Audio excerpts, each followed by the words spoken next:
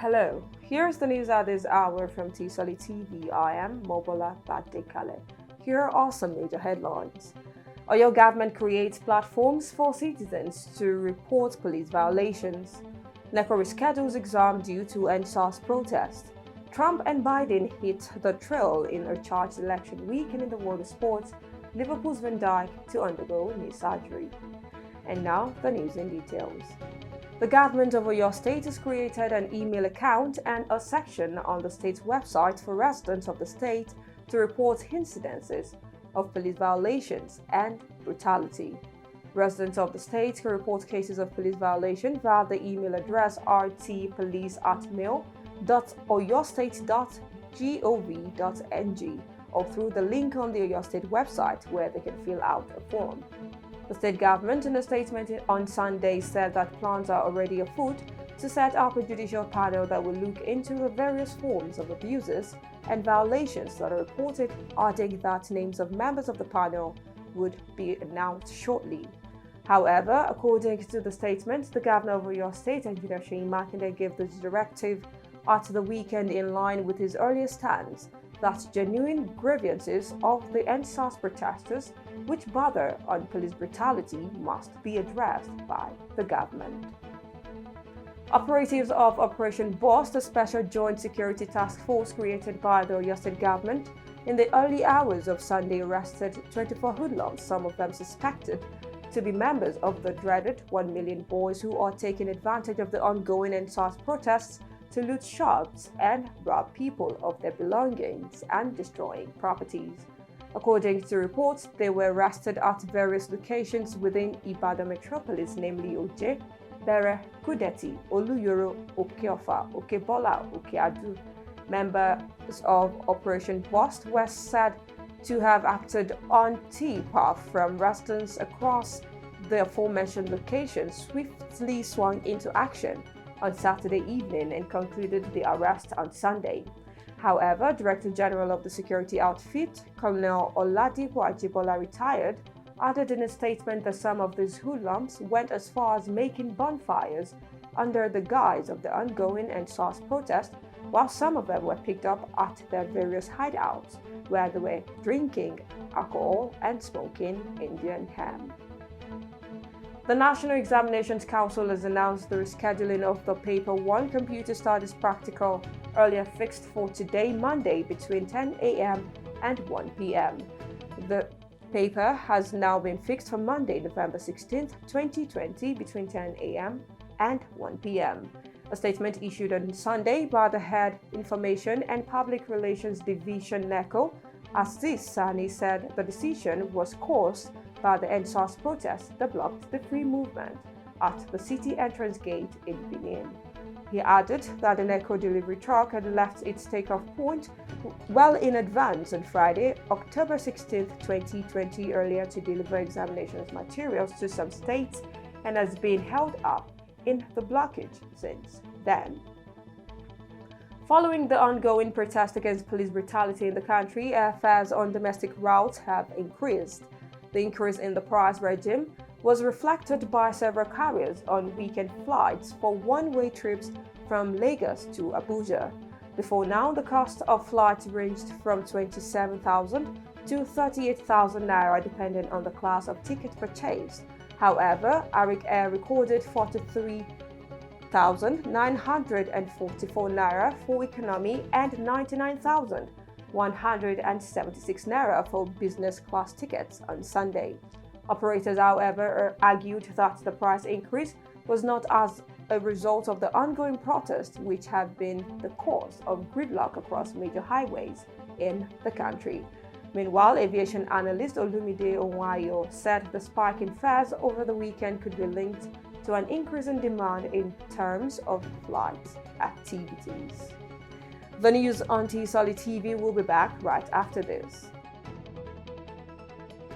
The news so far.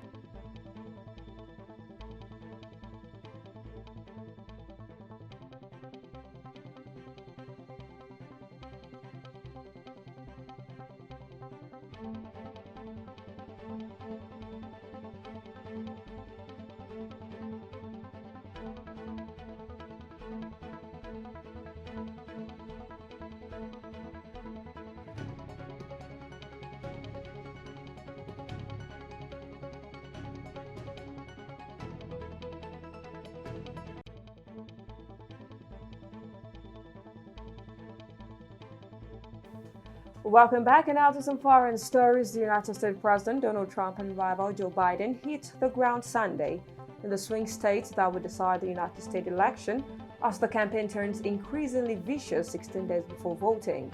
Trump, scrambling to make up lost ground, is on a furious multi-state barnstorming tour, hopping from Nevada to California, then back to Nevada for a day of rallies and fundraising. Biden, who has charted more reserved itineraries shaped by pandemic concerns, was flying to North Carolina for an event in Durham before holding a virtual meeting with African American faith leaders. However, it has been reported that one key moment to reach out to the American people comes this week, with the candidates' final nationally televised debate on Thursday evening in Nashville, Tennessee. Demonstrations in Chile against the inequality have turned violent as vandals burned two churches, virtually destroying one of them. A police headquarters was also firebombed and shops were looted in the protest, which started peacefully. The protesters were marking a year since the start of a mass protest movement that rocked Chile for 2 months. Demonstrators also urged people to vote in favor of a new constitution in a referendum next weekend. Meanwhile, protesters have taken issues with Chile's constitution, which dates back to the years of military rule after General Augustus Pinochet seized power in 1973. Police, however, said 18 officers were injured on Sunday, while Interior Minister Victor Perez called on people to make them heard in the referendum.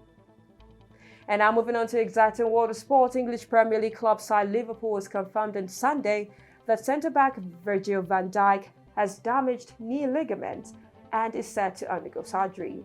The Dutch defender was injured on Saturday's Merseyside derby draw against Everton.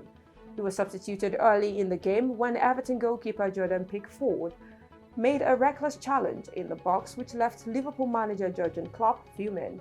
However, the club did not specify a timescale for the 29-year-old defender's return to action, but report says cruciate ligament injuries normally takes months to recover. Van Dijk has potentially been ruled out for the rest of the season, while also dealing a blow to the Netherlands ahead of the Euros next year. Former Manchester United and Arsenal forward Danny Welbeck has joined Brighton and Hove Albion. The 29-year-old, who left Watford at the end of the season, has signed a one-year contract with Graham Potter's side that could be in line to make his debut in the Premier League game against West Brom on October 26th.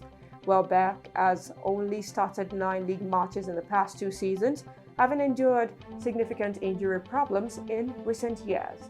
Welbeck, who is a Premier League winner with United in 2012-2013 and is said to have moved to Arsenal in 2014 after being deemed surplus to requirement by Louis van Gaal. He has, however, managed 4 goals and 3 assists in 27 league games in his first season with the Gunners and scored against his old club to knock them out of the FA Cup at Old Trafford. And without coming to the end of the news, here is a recap of the major headlines. Oyo State government creates platform for citizens to report police violation. NECO reschedules exam due to ENDSARS protests. Trump and Biden hit the trail in a charged election week, and in the world of sport, you heard Liverpool's Van Dijk to undergo knee surgery. Please do not forget to always adhere to COVID-19 safety measures. The news was compiled by Hope GOVT. I am Mopola Badekale. Good day, and thank you for watching.